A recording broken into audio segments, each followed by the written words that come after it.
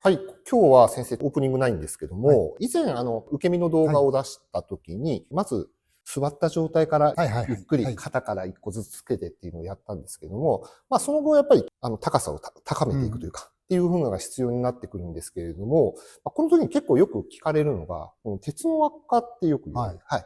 前の動画でも先生もおっしゃってました。これが、なかなか強くならなくて肩から落ちちゃう。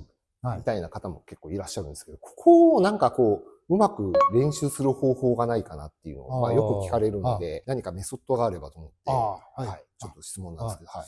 ちょうどよかった。ちょっとは受け身ということに関してですね、この間ちょっと受け身で怪我をした方いらっしゃって、飛び受け身にありがちなんですけど、自分の足が自分の足に乗っちゃう。もう私得意じゃないけど、もうご存知はご存知だと思うんですけど、いわゆる柔道受け身だとこうなるじゃないですか。こうで、自分の足に乗らないようにしますけど、合気道を畳むんで、自分で自分の足に乗るっていうことがあって、怪我の元の一つなんですよね。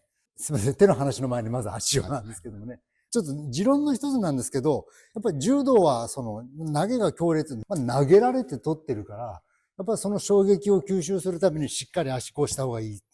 でも、批判があるかもしれませんけど、私は合気道の受け身は自分からトレーニングのために、重心移動のために、それから今からやるその輪っかを作るために、あるいはこの内圧、腹圧を高めるために、トレーニングとして自ら受け身を取っているという一応持論なのでですね。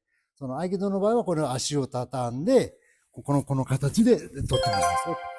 でも本当に強烈に投げられた時にはやっぱ歯打ち、足で衝撃を受けなきゃいけないから、やっぱ柔道的な、格闘技とかだからこっちだと思うんですけども、本当に投げられて取るときにはやっぱこっちの方がいいのかなとか思ってるんですけどもね。で、合気道の話に戻しますけども、前に紹介した一時期結局この輪っかが作れなくて、こう落ちて鎖骨、ひどい人は折ったり、肩から落ちて肩痛めたり、ひどい人はこう横からガンと落ちてそのまま骨盤打って、ひびがいったとかいう方もいらしたので、どうしようかっていうことになって、その時私は、もう飛ばない飛行機は落ちない理論で、ずっと下をこう回っていったらいいよっていう方をちょっと選択したんですけども、弊害っていうかマイナス面として結局手の張りがそうするとこう弱くなっちゃう。私が最初習った時には手は絶対内に入れるなって前につけろって習ったんですけど、そのために前に人をしてそれを飛び越す練習とかもしたんですけども、それで本題に入って、輪っかを作る。いわゆる脇を締めた状態。ちょっと持ってもらっていいですか？しっかり持っててもらっていいですよ。この状態で、こうって働いてるのが三角筋ですよね。いわゆる脇を締める。で、こっち持っていくと今背中体幹を締めたんで、体幹の力が働いて強くはなる。これ、こうなると体幹と切れちゃいますよね。そうですね。これ体幹と切れちゃってるから弱くなる。で、じゃあこの状態で体幹とつなぐにはどうしようかなって言ったら、ここ、胸、狭鎖関節と検査関節でつながないといけなくなる。だからまず輪っかのベースとしてこの鎖骨を使う。ここを締めないと、締めるでいいのかな。ここを使わないと、同じこの状態でここ開いたままでは全然ですよね。軽いですよね。ここの2箇所をまずちゃんと止めておく。で、これまた例によってバレエで暗号ってあるんですけど、暗号の作り方の時に先生が外旋、内旋、外旋って言われて、と思ったことがあるんですけども。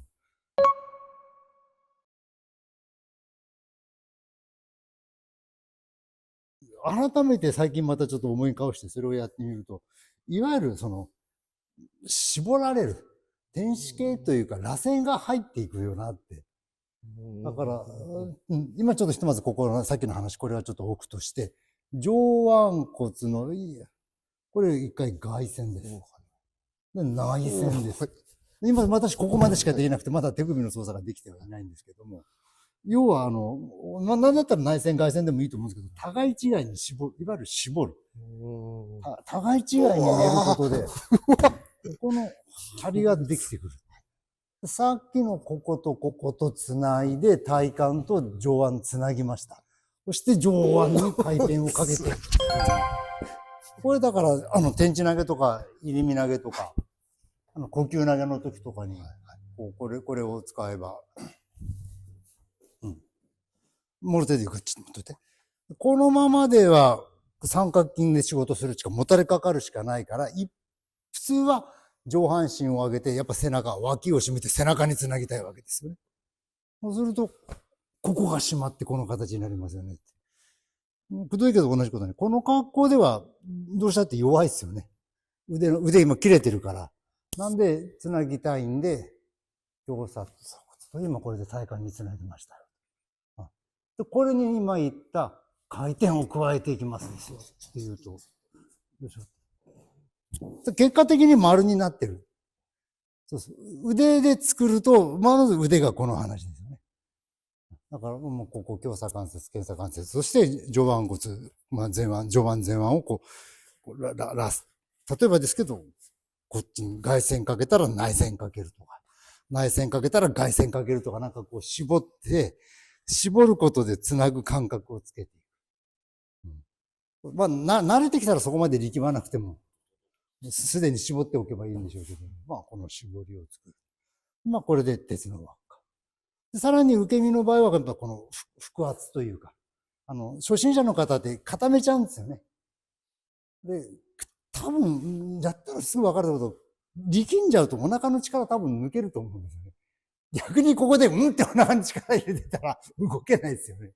この状態でこう転がろうかなと思ったら多分腹圧ってお腹の力が抜けていくやつを、ちゃんと、よく昔から言う、おむすびが転がるんじゃ、怖いけど、固めたものが、怖いな、やっぱやるの。固めたものが転がるってちょっと怖いな。いうのじゃやっぱ、危ない。そうじゃなくてやっぱよく言うボールが膨らむようにっていう。この時腹圧かかってきてるんですよね。ぐーっと。この状態。ちょっといけたら、ここ押しててもらっていいですか。ずっと、まあ腰っていうか体幹をこの辺をこう。これ固めてるの分かります？このまま弱いですよね。ここ腹圧かけていくと、ぐっと膨らんで、この状態で、張りが保ったまま。この体の張りを作る訓練。体をつなぐ訓練。張りを作る訓練。それで、自ら受け身の形をとって、そのトレーニングをしている。と、個人的には思ってるんです。